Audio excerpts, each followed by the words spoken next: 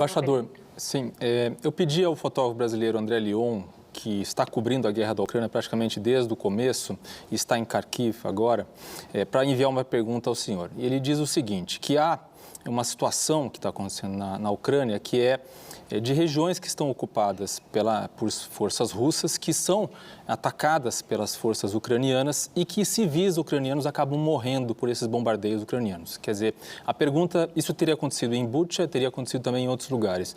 A pergunta é o que as forças ucranianas estão fazendo para evitar a morte de civis pelo fogo amigo?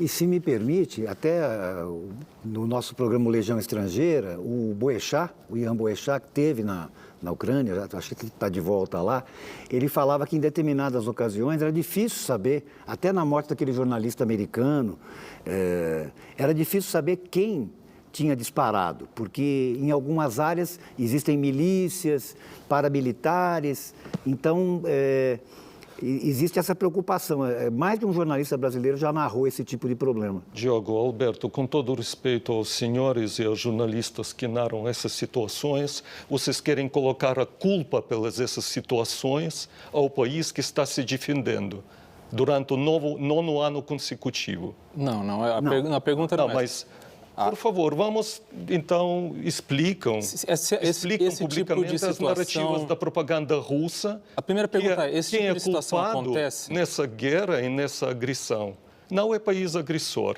são os próprios ucranianos culpados daquilo que acontece. Não, nisso é como culpar judeus do Holocausto. Não, embaixador, não é essa a pergunta. Esse tipo de situação existe? Para começo de conversa, acontece esse tipo de situação, você tem uma área que está ocupada pelas forças russas. Acontecem massacres, como que a gente já viu, relatos independentes comprovando. Mas há outras situações massacres também relatadas...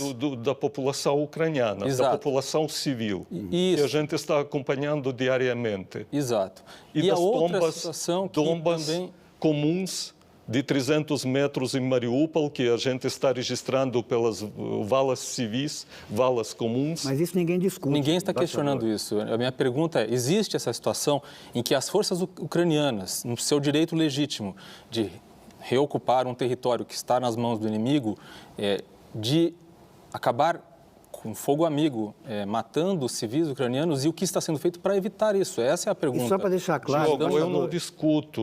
O que se tem dito é que, junto com as forças regulares, o exército ucraniano, existem outras facções ou grupos paramilitares que estão integrados à resistência. Existiam no 2014.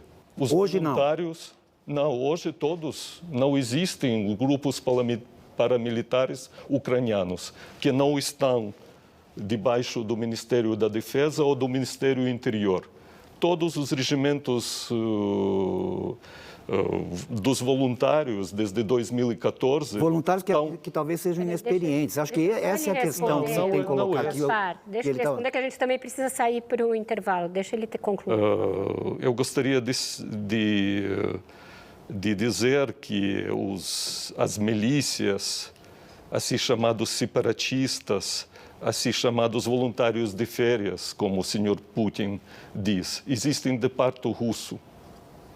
Da nossa parte, são forças armadas do Ministério da Defesa e do Ministério do Interior, que são obrigados, segundo as convenções da Genebra, tratar os prisioneiros de guerra com dignidade.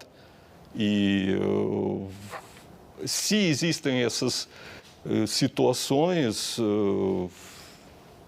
não sei, talvez, teoricamente, talvez, mas é já a responsabilidade dos jornalistas que relatam essas situações. O que eu vi com meus próprios olhos, eu fiz 2 vezes itinerário Kiev-Varsóvia nos trens, milhões já são 4 milhões dos refugiados, na maioria todos são mulheres e crianças que estão fugindo dessa barbárie e desse massacre.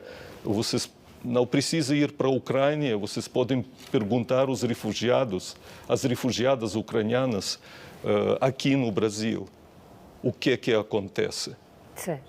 Mas eu refuto as especulações sobre a culpa das Forças Armadas ucranianas na situação de fogo amigo.